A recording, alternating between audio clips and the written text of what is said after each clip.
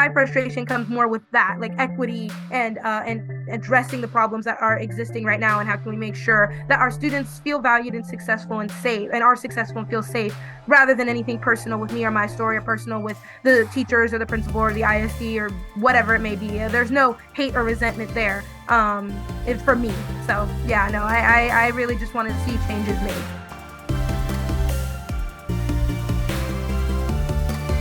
Welcome to a new episode of the Oh My Curry Goodness podcast. I'm your host, Hamza Islam, and this is a podcast where I talk to Gen Zers who are making a difference in their communities about their journey and how they became the person they are today. And while it's always great to talk about the accomplishments and all the great things that have happened in a person's life, I really want to be able to know the personal side, all the obstacles that they have overcome throughout their journey to get to where they are today, because these obstacles play a huge part in our journey, and the stories of each journey that a person takes is ultimately what makes us human beings. And while we are all different, this is probably one of the main things that we all have in common. And I am really excited about this week's guest because I really want to know more about this person. My guest is Haley Taylor Schlitz, who is the youngest Black law graduate in the United States. And when I say her list of accomplishments, I truly cannot believe that this is something she accomplished. At 13 years old, she graduated from high school. At 17, she graduated from college. And at 21, she graduated from law school. And this happened last year, but the record is still significant. And just to put it into context, I am 21 years old and I just finished my third year of undergrad. So this is insane. But nevertheless, Haley, I know we're going to talk so much about your record and your journey, but nevertheless, thank you so much for joining the Oh My Curry Goodness podcast. No, thank you for having me. I'm really excited to be here and talk with you. Oh my gosh, I am really excited as well. And I cannot believe those words just came out of my mouth. 13 years old, graduating from high school, 21 to law school, or 21 graduating from law school. And I want to start there because I think for a lot of people, from the outside point of view, we see a record like that and we're immediately amazed. We say all these crazy things like you're the smartest person in the world, you're extremely talented, and you are. There's no question about it.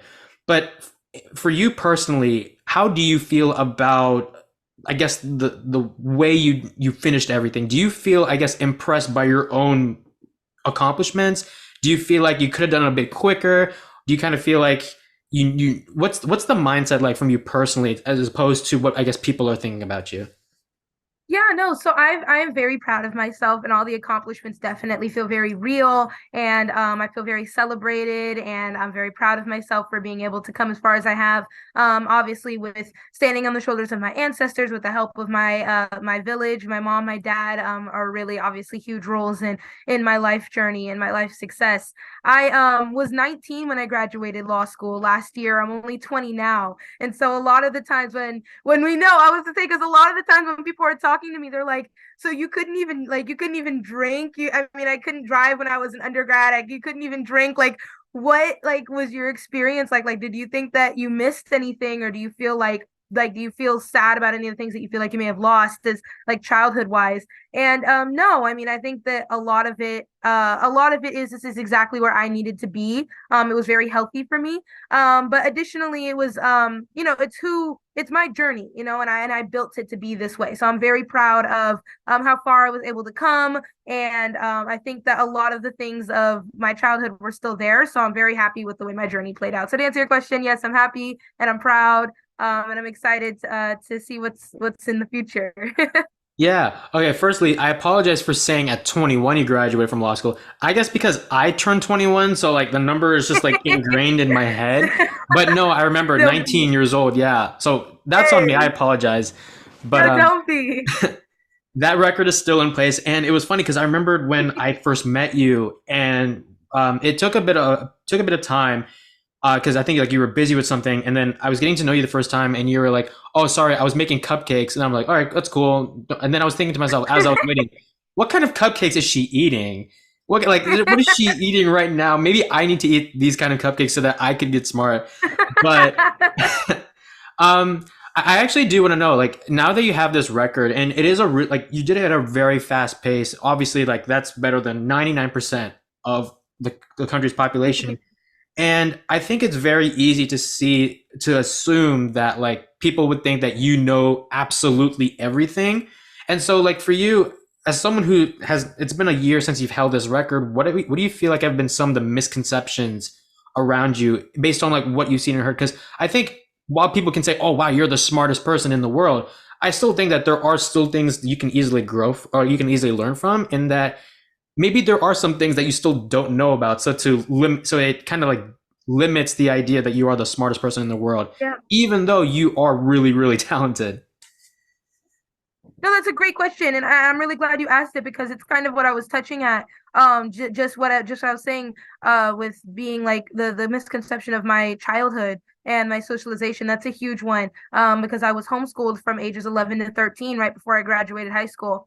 I was homeschooled, or I graduated from homeschool high school, and a lot of the misconceptions are the fact that I didn't have any friends, or I missed out on a lot of the things that just come with childhood, and that's not true. Part of it is my mom did a really good job making sure I got that healthy socialization. So I was in a lot of extracurriculars, like say for example, basketball, fencing, piano. A lot of those extracurriculars are separated by age. So I played on a basketball team with other girls my age. I had a lot of socialization with people my age, and I got that those childhood experiences with the friends, the sleepovers, the dances, the parties, those things. I had all of them. Like I was a debutante, for example, so I didn't have a prom, but I did go and have a debutante. I got to be in the dress, I got to have the date, the dance, all of it. So I have a lot of these parallel experiences to what most people go through when they're going through their childhood and their lives. So I think that's a huge misconception. Another one that you were hinting on is the fact that I'm just a genius. I think that that's a very big misconception with a lot of people. There was a lot of hard work that went into this. It wasn't I was just born knowing the law. You know, number one, the law is made up by mankind. So to be born knowing something like that when we completely made it up is already a very like would be a very very like rare thing that exists. But additionally, I was there was a lot of hard work involved as well. So I've even said on TV and stuff before, like I'm not a huge fan of the term genius because I feel like it really disconnects me from the people who are trying to be inspired by my story, or the people I am trying to inspire by my story. If I'm just a genius, then a lot of people kind of lose connection, feeling like they really can't do it. You know, like, oh, she was just born this way. She was just born with this knowledge. She was just born better. And that's not at all what happened. There was a lot of hard work and a lot of opportunities that I had growing up that I was able to take advantage of, and that I was able to maximize my skills and develop my weaknesses to be where I'm at today. And I feel like that's a much more relatable story that can inspire those around me and those who come after me to also strive for their best selves and their best lives. So, yeah, I agree with you. It's a big misconception. I'm not a huge fan of the word genius because, like I said, I feel like that puts a barrier between me and the people I'm trying to communicate with. Yeah, no, I think that's a really interesting point where it's all about that connection, and using that term genius kind of like separates you from people, even though you don't want it to be. And I always feel Yep. like whatever guest I bring on, or especially like the theme of this podcast, is that you feel the sense of relatability, that it doesn't matter who you are, what your background is, or whatever it may be, that you're capable of doing something really special. And it is really interesting because it is unfair to like it is easy to forget that that came with a lot of hard work. It wasn't just like, oh yeah, I was born this way and here I am. It's the sense that, and I feel like for you, it's really hard to convince people that like even though I got here, that I didn't get here by accident. I got here by hard work, and even though you see all the successes I may be having, you're not seeing the Yep. 99% of the time Yep. where I'm failing or things are not going my way. And I think that's what we hope, that's what we should learn for, is that that's actually the real work, not just always the success story. Yeah, exactly. Exactly. No, I completely echo that. I'm glad you said it. Exactly.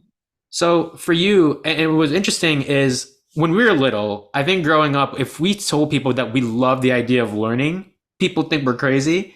And like especially like the core, like the like science, math, history, language arts, people we love to learn. And they're like, why? Well, like, I'd rather play video games. And then I think nowadays, I feel like nowadays, I think the idea of learning has shifted into the sense where it's like, oh, it's actually a really good thing to learn about new things, or find ways to actually enjoy the topics we've learned. But as someone who's actually able to incorporate it at a young age, and obviously we'll talk about more because the fact that you were actually homeschooled, and the fact that you also, there was a period of time where I guess you were out of touch with the love for learning. But Mhm. for you, where did that, I guess, the idea of learning, the love for learning come from? Because you're able to incorporate it at an early age. Whereas Yeah. people like me, and I'm sure other people, that was something I guess we embraced later on in our lives. Yeah, absolutely. So, I absolutely agree with you, and I think that's something that's really common in childhood in general is just really not really seeing a lot of the value and impact learning can have on your life, and that's something that happened to me as well when I went to intermediate school. I was more focused on, just like the social aspects of school, which is not really like obviously the original intent of school is to make sure that we educate the next generation, pass on what we've learned, so that way they can build on it. And that I kind of, like you said, lost touch with that. And my mom's an ER doctor. And so I think this is really like I think it really comes full circle as to what I was saying at the beginning in the sense of a lot of it is connected to those who came before you and utilizing your village, your network and really relying on them because my mom being an adult but also being somebody who values education as an ER doctor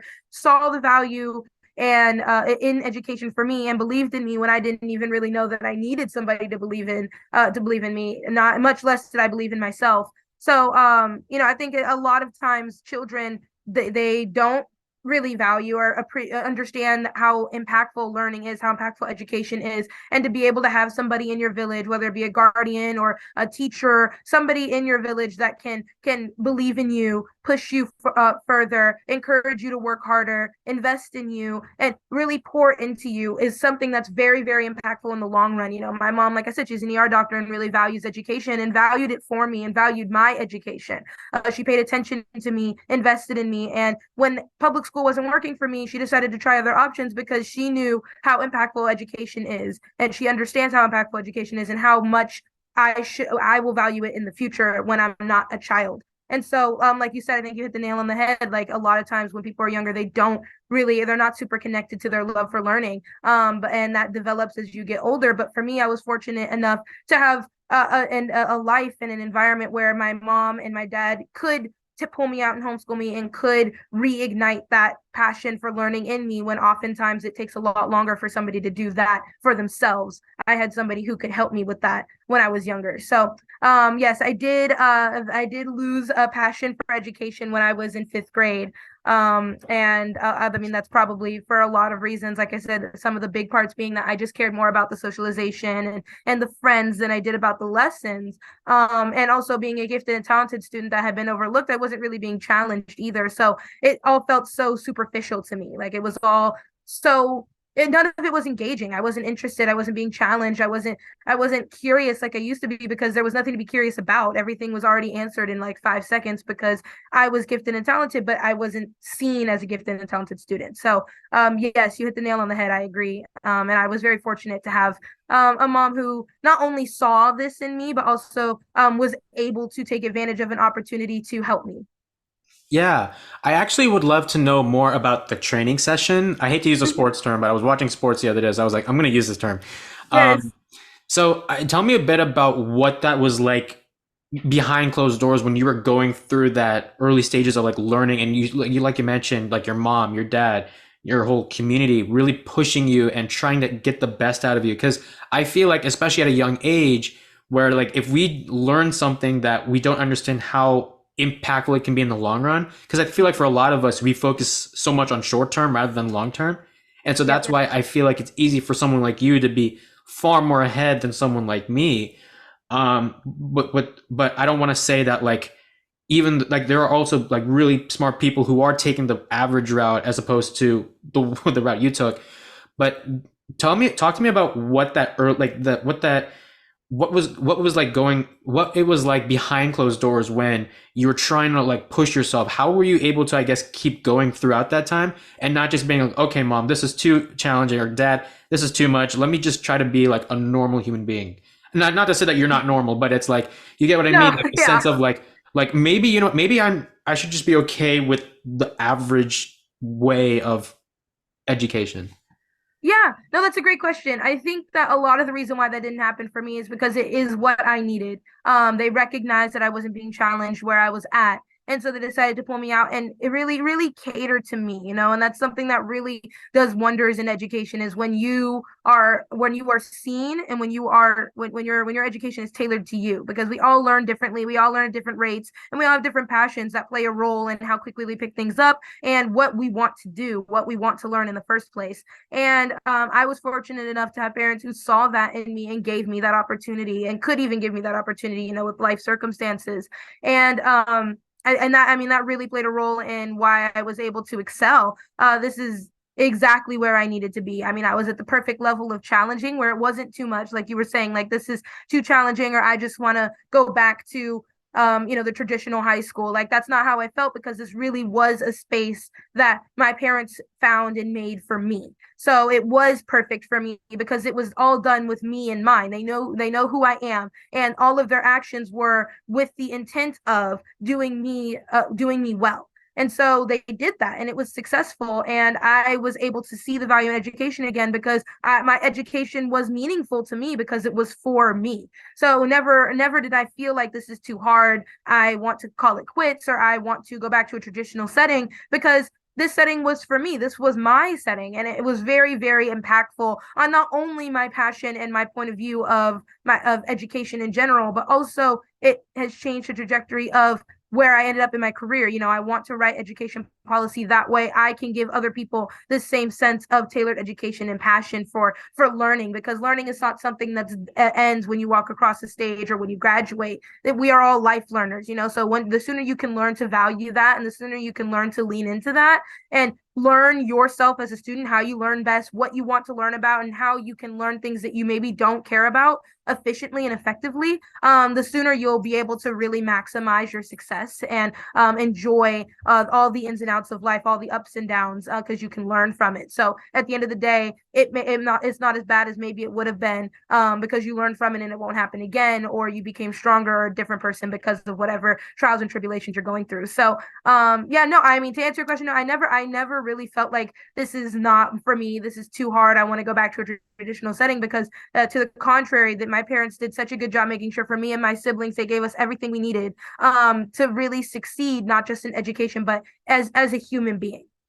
Yeah, and I think one of the most important things is really just to, I guess, embrace all the challenges that you're going to be facing. Because even though, Yeah. I mean, and that's the thing, I think for a lot of us, we're so afraid to either fail, get it wrong, or whatever, or Yeah. any negative feeling we have, that we don't really understand that, like, learning isn't just math, science, history, language arts, but it's Yeah. also how learning about yourself, learning about what is right, Exactly. and I guess some of the things that maybe you need to work on, and use the things that I guess sometimes don't go your way, or those times where you did fail, use that as a learning opportunity to grow. Because learning and growing are ultimately, it's not like you said, it's not something that is there until college. It's going to be there wherever you go. And even in life, Yeah. and whatever profession it is you're in, you're going to be continuous, you're constantly learning and growing. And I think the sooner we embrace that aspect, especially like the failure part, because it's, and like I said,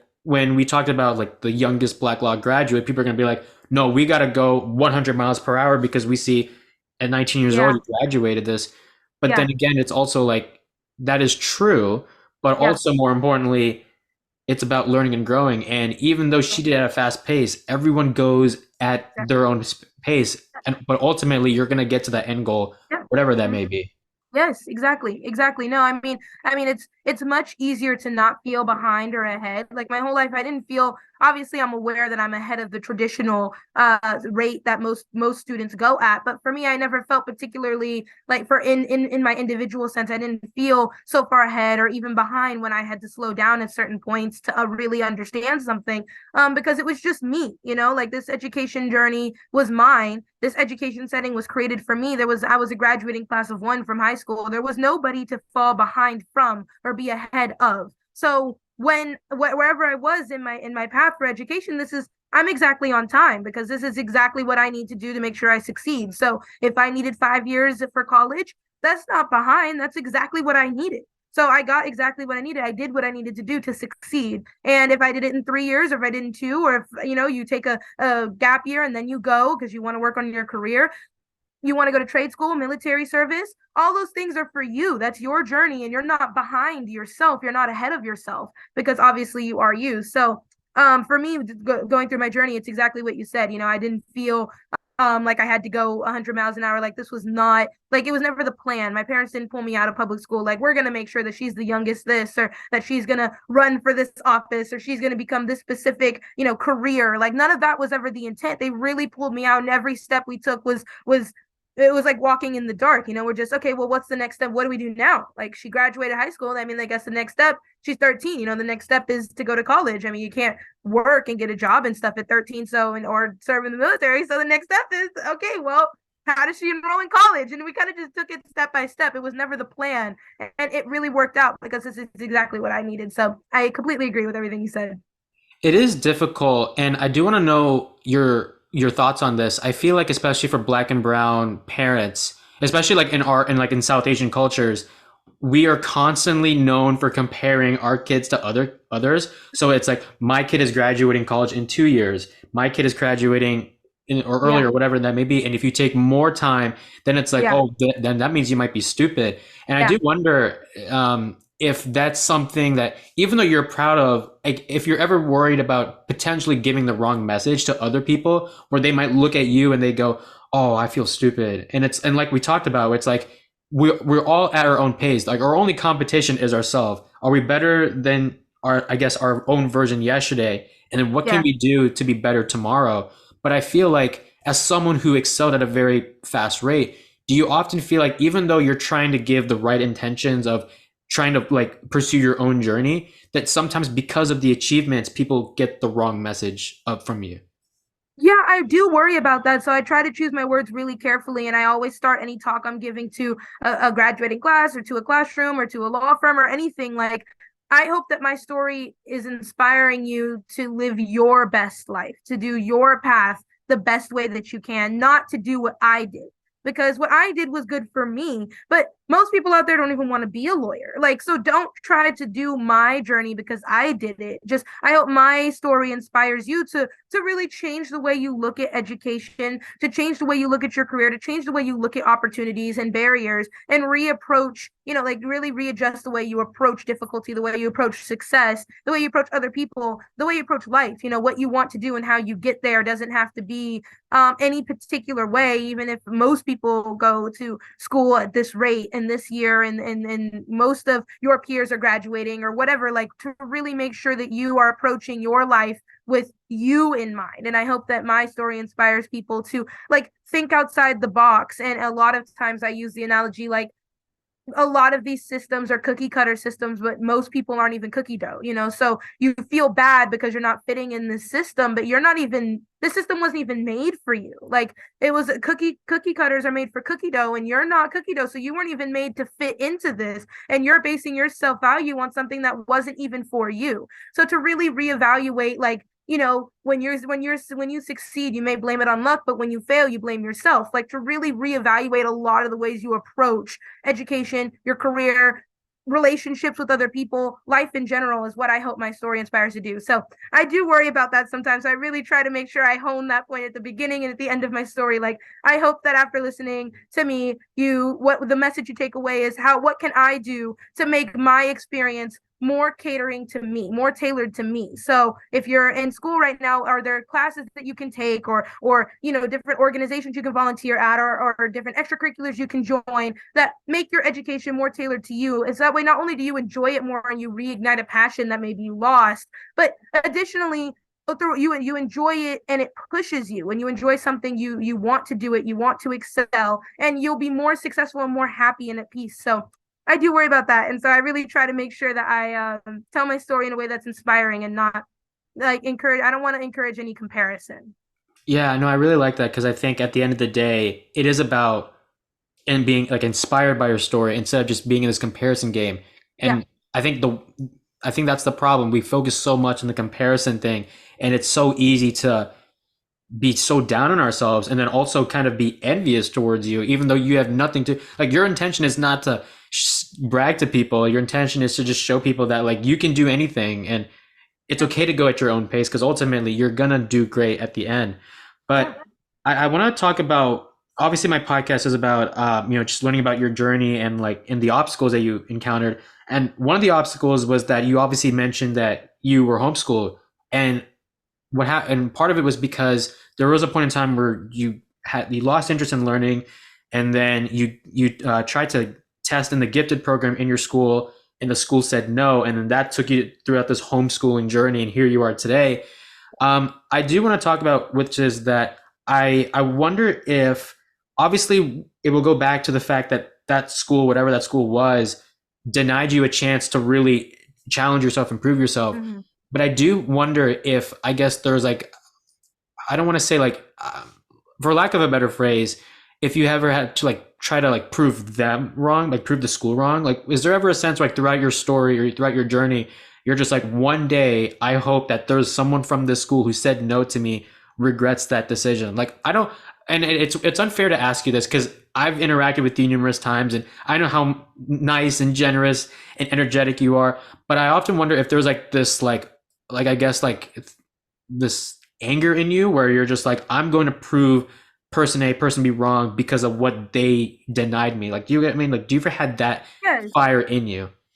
Yeah. I think that's a really good question. And I think really my anger is more with how many students are overlooked in the system. I was really fortunate to have a mom and a dad who not only knew of the opportunity to homeschool me, but could take advantage of it. There are plenty of families out there that knows homeschooling exists and knows that it's an option for everyone, but whether it be work, money, travel, whatever it may be, they can't take advantage of that opportunity. And how many students are being overlooked? So it's not really anger at any particular person or even at the school or the ISD or anything like that. I'm very happy with where I'm at right now, and everything happens for a reason. But my anger and my anger turning into motivation is really for the students who are in the system now, or students who got overlooked in the system. And how can we make sure that doesn't happen anymore? Because like I think we should all be angry about that. We should all be frustrated, not just about me or my journey. Like that's not, obviously it's a way bigger picture than that. I mean, my journey motivates and fires me up, but we should all be upset with the fact that the public school system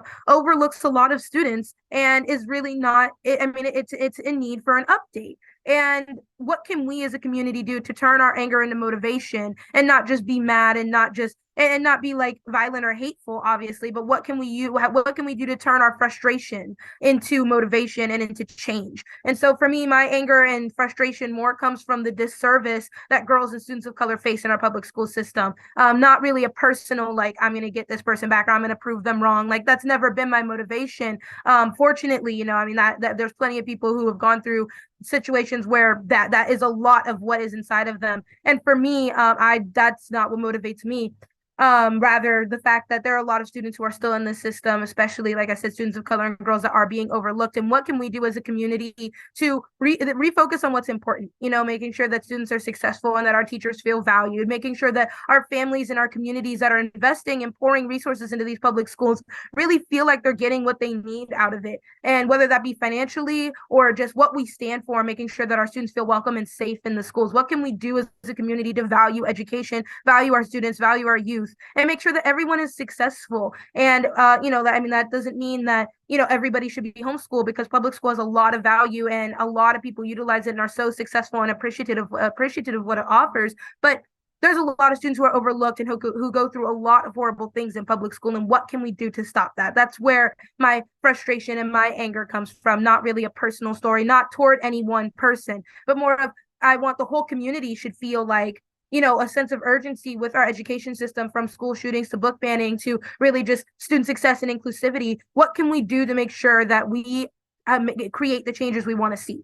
And so that's where my frustration comes from. The fact that this should have already happened, but certainly it needs to happen soon. Like, we need to focus on this. We need to have a sense of urgency, and we need to do it well. So that way these issues don't continue in the future. New issues may arise as time changes, but these issues that we're facing, we shouldn't keep facing them going forward. We need to address them and solve problems as they keep coming up. So my frustration comes more with that, like equity and addressing the problems that are existing right now, and how can we make sure that our students feel valued and successful and safe, and are successful and feel safe, rather than anything personal with me or my story, or personal with the teachers or the principal or the ISD or whatever it may be. There's no hate or resentment there.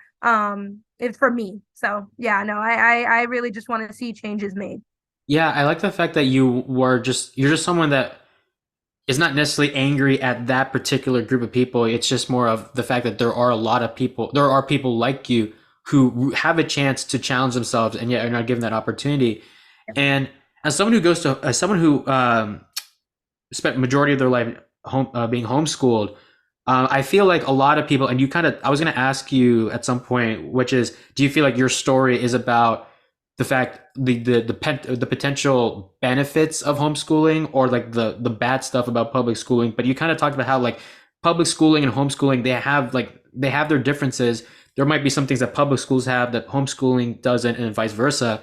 But and obviously everyone's experiences will be different regardless of what it may be. But do talk about what it was like being homeschooled, and did you have, I guess, when you were in homeschooling, did you ever have any misconceptions as to far as to what homeschooling really is? Because I feel like for me, if you told me, Hamza, we're gonna, or if my mom said, Hamza, we're gonna do homeschooling, I would just been like, I'm gonna be home all day and that's it. But like, I guess talk about like what homeschooling is and what some of the misconceptions you had when you first started. Yeah, yeah. So my mom started homeschooling me when I was 11. And some of the misconceptions I had are some of the really popular ones, like the ones that you just said, really just being at home. The socialization is a huge part of homeschooling. A lot of questions that I get asked when it comes to homeschooling and the misconceptions of it, and even the misconceptions I had when I was 11, about like, well, what about my friends? Like, what about my socialization? What about the things that public school, the events and the engagements that public school offers that I'm not going to get access to anymore because I'm not in public school? Like, what does that mean? And my mom, she, like I said, she did a great job really making sure that we address these concerns because, of course, as a parent, these are the questions you ask as well. Like, I don't want to hurt my kid. I don't want to do them any disservices. And I want to make sure that my kid grows up and can function in society socially. So my mom also had that question and also was something that was apprehensive as she started to homeschool me. And so, like I said, she really made it a point to make sure that I got the socialization I needed. She put me in a bunch of sports, a bunch of instruments, speech and debate, math camp. I did summer camps. I mean, I did everything, and I appreciate that not only because I'm well rounded and I have those skills, but also because it really nurtured my education. Now education wasn't just about sitting in a chair and listening to a lecture. I got to do a lot of things outside. I got to go on a lot of trips. I got to engage with a lot of people. And my homeschooling, I argue, gave me a better education and socialization both than what public school could have given me. Not only because, public school like kind of overlooked me personally, but also because homeschooling, when you're homeschooled, you could do a lot of things that maybe public school just doesn't have the ability to do. There's 40 students to one teacher. I mean, there's some things that you really just don't have the manpower to do. But when I was homeschooled, we were able to take trips to Amsterdam to look at Anne Frank's house. And it went from just seeing it in words on a page in a book to seeing where she lives, seeing what she had to do, seeing where her family was, and really putting myself as much as I can in the time by being in that house. Like that's not something that public school can't take all 800 students down to Amsterdam and have them walk around in the house. Like that's not, you don't have the manpower, you don't have the money. Like a lot of things go into taking care of so many students in education that when I was homeschooled, I got those opportunities. I got to, dissect a frog. I got to go outside and try to make a rocket ship that, flew in the air. You got to do these kinds of things where it's really much more personal and a lot more, in a lot of ways, it could be a lot more engaging because my learning style could be catered to. Some students really learn effectively when they can get their hands on things, like see it, like even in math, for example, like if you can see the cube and you're holding it as you try to figure out the volume, I can show you which measurements you're supposed to use rather than on a page. Trying to look at a 3D cube on a page can be really difficult for a student who learns best visually or by hands on. And that's something that can not only be catered to, but even noticed when you're homeschooled that often could go overlooked when you're in public school because, like I said, like sometimes it's just the facts of the matter that there are 40 students and one teacher and they have to teach the same lesson to everyone and they have an agenda that they have to be on. And maybe they can't cater to every single individual student every single day when every single lesson. So a lot of those things, like that was a misconception of mine when I started homeschooling when I was 11. And, even my mom was apprehensive about like, what about the socialization? And also as I don't like my mom, like I said, my education was better, but the apprehension was I'm a doctor. I'm a doctor, so I could teach her some things about science, but I don't know everything that I need to know to teach her everything she needs to know. Like, I don't know everything. That's why in high school you have a team of people. You have somebody that's an expert in each of their fields, in math and science and history, that teach you that. It's not just one teacher that teaches high school. And so my mom going into homeschooling me is apprehensive. Like, I don't know everything. How can I teach her everything she needs to know? And so I wasn't entirely homeschooled. For the 2 years that I homeschooled, I went to a college style school. And that college style school is where I was at a building with teachers, with friends, the school dances, the proms, the sports, all of that, 2 days a week. And the rest of the time I was at home. So just imagine public school, but for half of the week instead of the full week. So I had the teachers, I had the experts, I had the homework, I had the friends, I had the events, but I also had the flexibility that comes with homeschooling. I had the opportunities to be seen as a student that comes with homeschooling. So that was an apprehension of my mom's and also apprehension of mine, as much as it could have been when I was 11, that she really noticed and tried to keep in mind as she navigated this. As the oldest child, she didn't have a handy book to refer to, but that's something that, like, it was a great question that she really tried to be mindful of. How can I make sure that her socialization is where it needs to be so that she could function in society? And I did a lot of extracurriculars to really integrate me into my age group, integrate me and expose me to society and different, make me a well-rounded person. And educationally, she, I like anybody, recognizes I don't know everything, but she needs to learn. I need a team of people. I need tutors. I need online resources. What can I do to make sure she gets a quality education? So those are two really big apprehensions and a lot of misconceptions with homeschooling, that you don't get an education and that you don't learn and your parents are just giving you A's. That's not what homeschooling is. It's a huge misconception, but you really do get a good education with homeschooling, especially if you're really intentional with it. And socialization is a second really huge misconception, that you're just at home in your bedroom, like, just secluded from society all day, every day, all year around, when it doesn't have to be that way. Some people do prefer to be at home more. They're introverts or homebodies, or want to do online education because they learn better that way. But that doesn't mean that you never get out in the world, or that doesn't mean you don't have friends. So those are some misconceptions of mine that I notice are a big misconception about homeschooling, that are just actually not true. Yeah, I really appreciate that because I think it is so easy to think that it's just getting all A's, quote unquote, Yep. and doing things just sitting around, but realizing that it is still a challenge. And I feel like even if homeschooling, you're able to go at your own pace, there are still challenges that you have to face, and also your parents as well. Now, I went to public schooling my whole life, and while I know that there were things that they could have improved and there were things that I did enjoy, I feel like the transition from, let's say, high school to college was simpler in the sense that you had, I guess, I don't know, I don't, how would I say this, in terms of like, you could easily report your grades to colleges and everything else. I'd Yeah. love to know, how were you able to, I guess, report your grades, quote unquote, to college? Like, how was that? How, explain that process, because I feel like it's difficult to explain. But like in college, you could have said, okay, I had an A in this class, I had a 4.0 GPA or whatever that is. Send that to college. What was that transition like, especially going from, especially being homeschooled? Like, I feel like it's a very complex process. Yeah, that's a great question.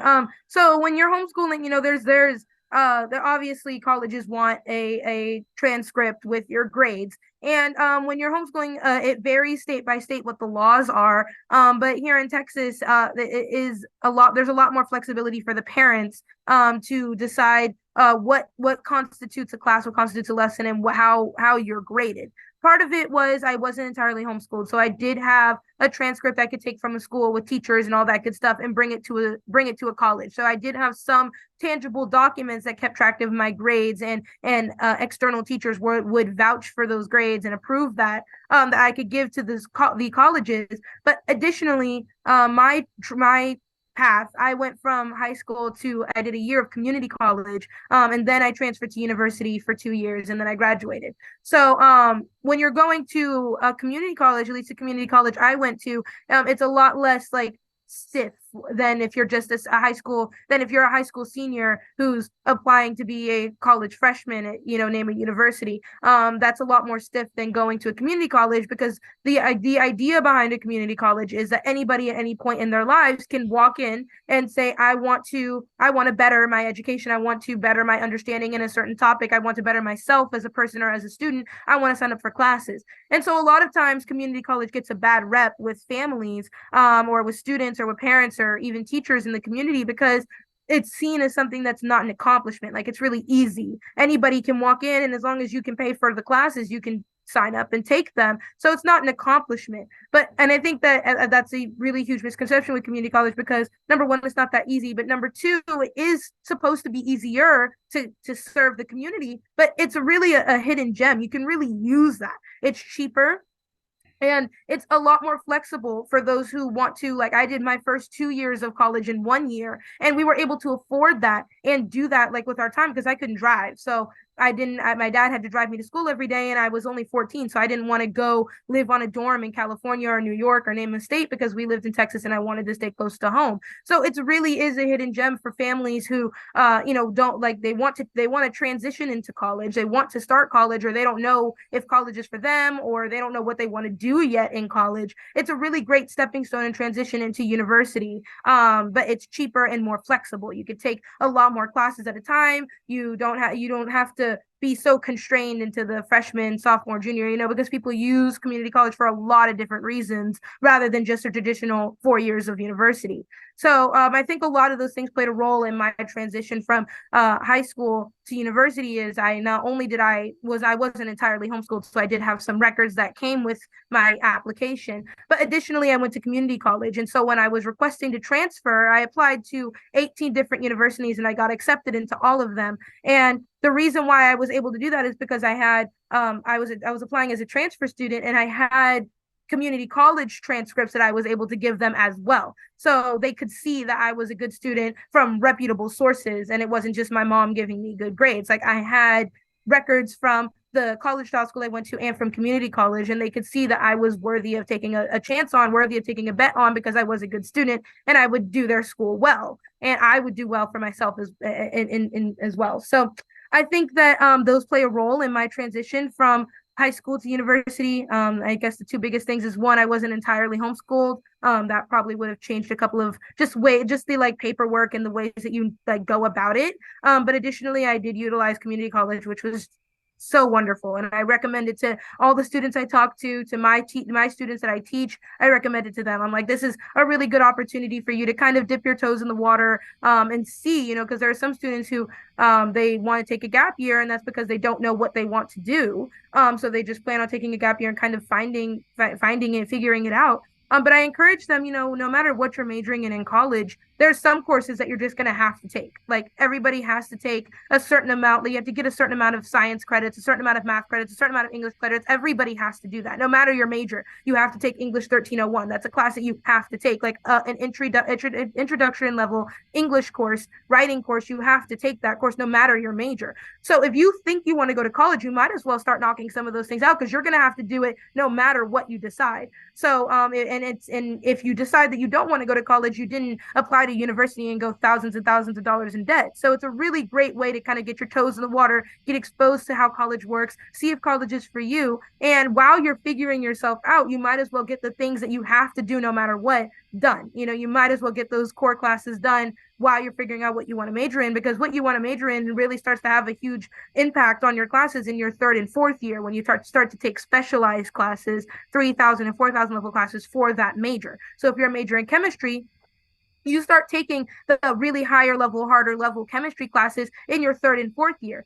Everybody, though, even if you're an art major, a history major, everybody has to take some science courses while you're in college. Everybody does. It may not have to be, physics, but it's a science course you have to take. So you might as well get started by taking a science course, because you're going to have to no matter what. So while you're figuring out what you want to do, you can go ahead and get the requirements done. So all that to say, I think my transition was easier than like it's a great question, because I think that would be a lot of genuine concerns. Like, okay, I'm homeschooling, but what's next after homeschool? I mean, you can't just give yourself all A's and then go to college. I mean, everybody would just do that. It's not that easy, but for me, I think a lot of ease was added to the transition because I wasn't entirely homeschooled and because I utilized community college, which is just a really great thing to do.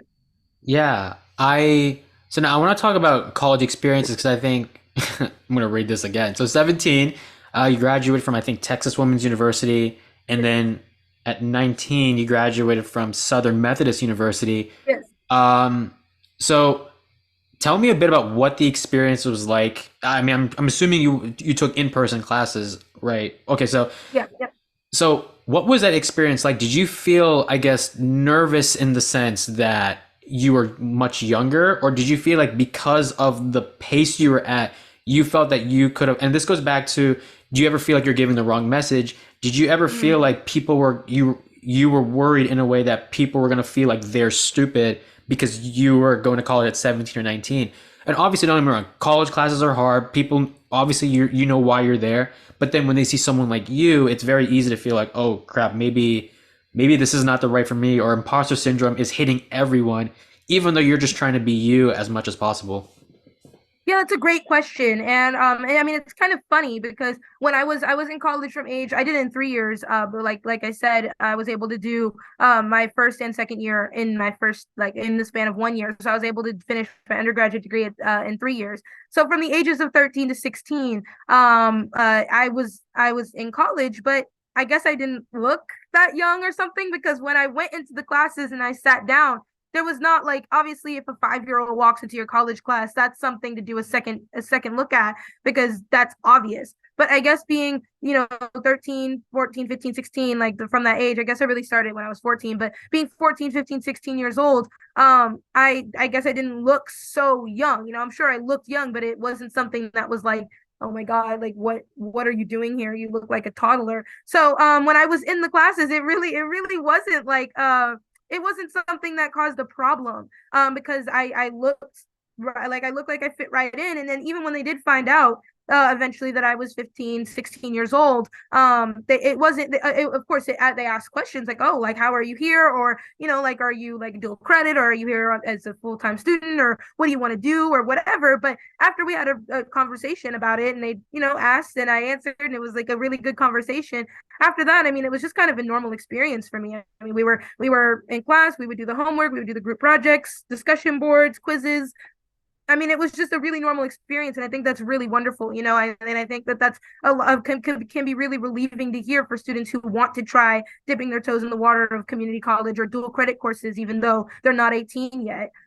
Is that I didn't face any of my peers, none of them were ever like, you shouldn't be here, or like you're too young to be here or anything like and I didn't have any experiences where I genuinely made people feel stupid or anything like that. Like that was never something that I experienced, and I was able to make friends and I had a great time. I was in student organizations. Like it was really a normal experience for me. And just being 13, being 14, 15 and 16, I graduated at 16, so never once could I drive down to campus. So my dad always drove me, but besides that, I had a pretty normal experience in undergrad. So yeah, no, I think that a lot of it is I don't navigate these spaces feeling like I'm so much better than anyone, and I think that that really does impact how people perceive my story. If I was like, I'm just a genius, or I'm so accomplished, I'm so wonderful, like, aren't you jealous of me? Then that would really, that would obviously, my story would have a whole different tone to it. But the way I try to tell my story, and when my peers would ask questions when I was an undergrad, I was like, yeah, well,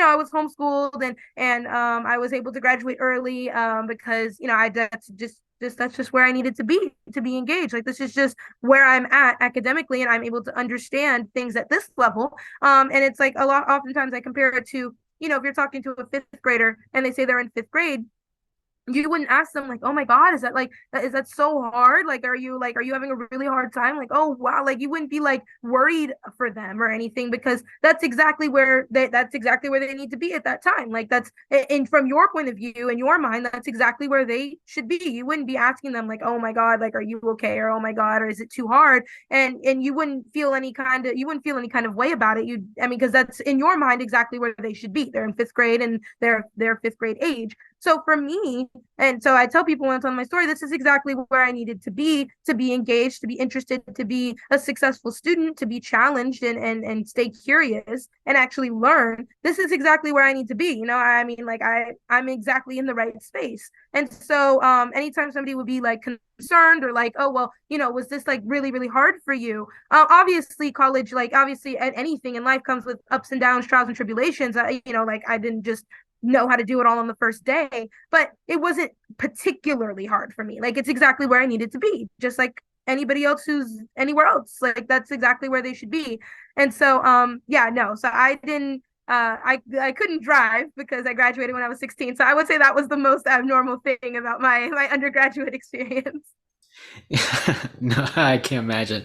Um, I want to now transition into the future, or talk about the future, because I feel like, and we mentioned this before, right? Like learning is a lifelong thing. It's not like you're done after a certain amount of time. Although it would be really funny if one day you just decide to become a professor.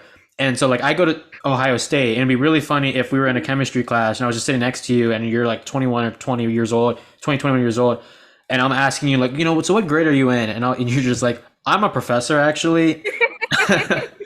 I'm 21 years old. I'm a professor. Also, pop quiz. And I'm like, no. That'd be great. It would be really funny if you did pull that off. But I do want to ask, I want to ask, what is next for you? What are some of the things that you do want to achieve? Because, I mean, obviously, it's nice to have that record, youngest Black Law graduate, but obviously, you're going to be continuing to pursue whatever you pursue. So, and also because I read somewhere, and correct me if I'm wrong, I think when you first started this journey, you wanted to do something in chemistry, but then now you are in the education policy. So, like, what are some things I guess, you want to continue doing going on to the future? Yeah, absolutely. And I'm really glad you mentioned that because that's kind of where it starts. Like what I want to do in the future kind of starts way back in the past. My mom is an ER doctor, so I wanted to be one up until like my sophomore year of college, so pretty recently for me, up until then, I was a major in chemistry. I wanted to be a doctor, but I did a lot of self-reflection on how fortunate I was, and all the things we talked about. That's what my self-reflection was on, like how fortunate I was to have parents that I did have the opportunities that I've had, that we could take advantage of it. I was very like fortunate. A lot of things just kind of aligned for me. But how many students don't have the opportunities, don't know they exist, don't know how to do it? You shouldn't have to. You should be able to be a 19-year-old lawyer and go to public school. You should be able to be a 19-year-old doctor. You should be able to be a 40-year-old doctor. You should be able to be everything that you want to be and have went to public school. It shouldn't be in any way a hindrance, of course. But for so many students, it really is something that is slowing them down or dragging them down or deflating them, rather than empowering them, educating them, and moving them forward. And so to answer your question, that's when I switched my major to education. And when I decided I want to go to law school because I want to write education policy that changes the way our public school system functions, from the start time and the end time to teacher diversity and student inclusion, everything under the sun. We should start having conversations about these things and really writing policies that change them, because like I said, a lot of my frustration and motivation comes from the fact that I was fortunate, but how many students, like, you shouldn't have to be like have the stars align the way it did for me. How many students are being overlooked in the system, and that shouldn't happen? How can we stop it? So to answer your question, that's what I want to do in the future, is write education policy, and that can be done in a lot of different ways. Obviously, what it sounds like in the sense of like being a legislator, writing the policies, being an elected official, that's something that's definitely on the table and that I'm considering. There's obviously a couple other ways you can do it, like being a lobbyist and working for a nonprofit that communicates with the elected officials, gives them statistics and stories, and communicates what the community wants to see, and how to make those changes. So there's a couple of different ways to impact policy, and I want to explore all of them. And eventually, I do want to be a professor. That way, I can give. It's not just about the material I'm teaching, but tools that I have on how to learn and how to be a good student, how to learn yourself as a person, and as a life learner. So I definitely do want to go full circle and be a professor. I'm a teacher right now, and I was teaching 7th through 12th grade. And so a lot of people did ask me, like, are you worried it's going to be weird that you're 19 and 20 years old and your students are 18 years old? Like, do you think that's going to be really weird?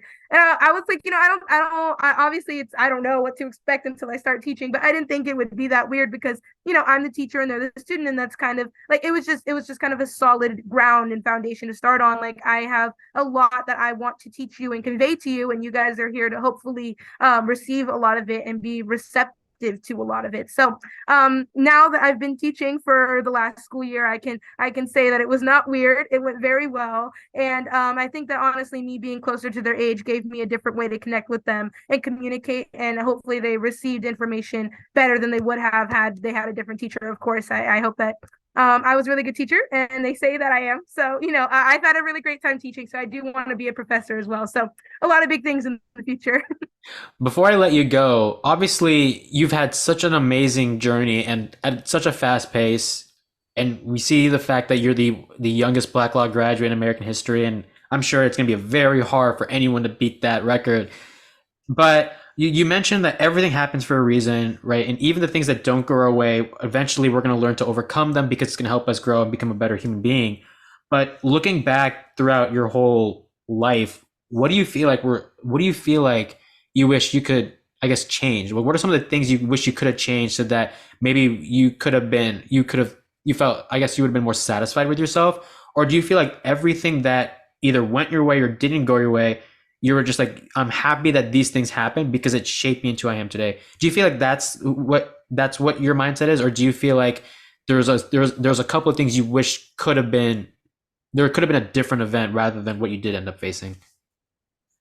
Yeah, no, that's a wonderful question. And I think that in the moment or immediately after the moment, I definitely, if you would have asked me then, I definitely been like, no, I could have learned these lessons and not gone through that.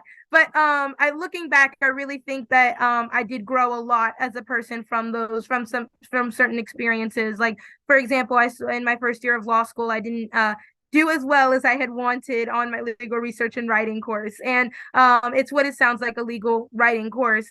And I've always loved to write. I've wanted to be a writer and author. I've always loved it. And that was pretty deflating, not only as somebody who likes to write, but also somebody who's a law student and wants to be a good legal writer. To not do well in the course, I was really deflated. But instead of letting it kind of bring me down and make me feel like I'm not a good writer and I couldn't be a good legal writer, like that's just not for me. I really tried to use it as like, oh, this is a tell that I have room to improve. So I want to improve. Like this is just I'm just going to use it as a stepping stone to improve. So for every opportunity I got to write legal essays for my classes after that, I did, and I never got the low B on any of my legal essays after that class. So I really think that now, if you ask me now, I'm glad that it happened in the sense of I was able to grow as a student, as a person, and I use it as motivation to become a really good legal writer.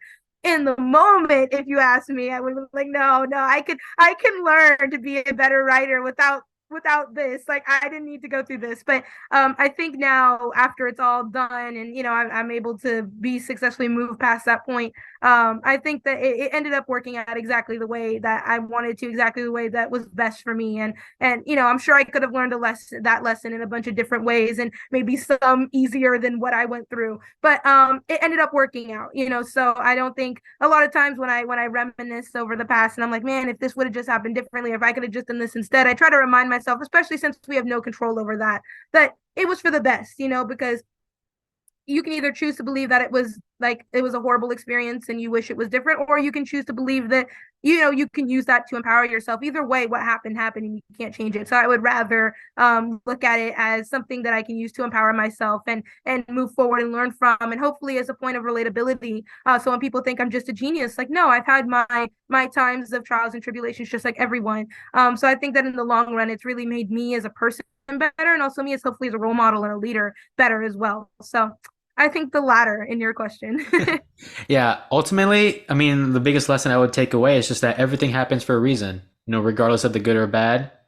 Something good will happen at the end of the day, and it's just a matter of patience and not worrying about the success or failures of other people, but rather the success and failures of yourself. But Yes. if there's one thing I've learned from you, and I'm really glad this is what I do with every guest on this podcast, is just to be able to understand truly what it means to be a human, or what it means to be what it's like to be someone else. And I do hope that people listening to this, when they look at the youngest Black law graduate in American history, they think, "Oh, I can't do that. I'm not that smart." But in reality, it's understanding that everyone had a journey to get to where they are today, and it's just about pursuing your own journey. And like we Yeah. said, everything, I feel like that's the moral of this episode, which is that everything happens for a reason. And some people, their success happened earlier or later, but ultimately it will happen. It's just a matter of perseverance and to keep trying and embracing Exactly. everything every step Exactly. of the way. Exactly. No, I love that recap. That was beautiful. Well, I know you are busy, and especially with all the school stuff, but I just want to say thank you so much for joining the podcast. Congratulations on all the amazing things you've done. And I do hope we get to meet in person, and hopefully no one ever Yes. compares me to you. No, no. Thank you for having me and taking time to talk with me. I'd love to connect and stay in touch. Thank you guys so much for listening to this episode. If you like what you saw, be sure to subscribe to this podcast on Apple Podcasts, Spotify, or wherever you get your podcasts. You can also follow us on Instagram at the OMCG Podcast for more information on guests, preview clips, and more. I'm really excited to continue to produce more episodes in the future. Please continue to support this podcast, and I can't wait to see you guys in the next episode.